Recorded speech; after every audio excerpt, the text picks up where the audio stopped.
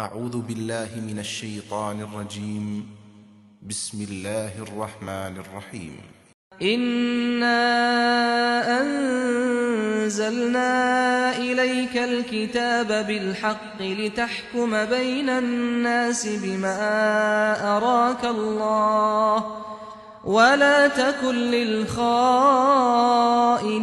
خصيما واستغفر الله إن الله كان غفورا رحيما ولا تجادل عن الذين يختانون أنفسهم إن الله لا يحب من كان خوانا أثيما يستخفون من الناس ولا يستخفون من الله وهو معهم إذ يبيتون ما لا يرضى من القول وَكَانَ اللَّهُ بِمَا يَعْمَلُونَ مُحِيطًا۔ ہم نے یہ کتاب تمہاری طرف حق کے ساتھ اتاری ہے تاکہ اللہ نے جو کچھ تمہیں دکھایا ہے اس کے مطابق لوگوں کے درمیان فیصلہ کرو کہ ان میں سے کون مخلص ہے اور کون منافق، اور ان بدعہدوں کے حمایتی ہرگز نہ بنو اور اللہ سے معافی کی درخواست کرتے رہو، بے شک اللہ بخشنے والا ہے، اس کی شفقت ابدی ہے۔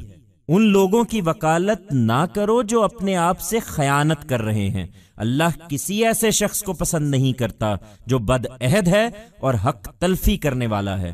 یہ لوگوں سے چھپ سکتے ہیں مگر اللہ سے نہیں چھپ سکتے، وہ تو اس وقت بھی ان کے ساتھ ہوتا ہے جب وہ اس کی مرضی کے خلاف باتوں کی سرگوشیاں کرتے ہیں، اور جو کچھ وہ کرتے ہیں اللہ ان میں سے ہر چیز کا احاطہ کیے ہوئے ہے۔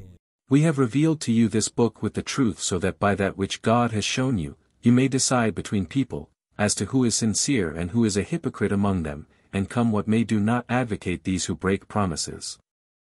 And keep asking God for pardon. Indeed, God is forgiving, ever merciful. Do not advocate those who betray their own selves. God does not like a person who breaks promises and usurps rights. They can hide from people, but they cannot hide from God. He is with them even when they indulge in whispering that is against His will. And God encompasses everything they do.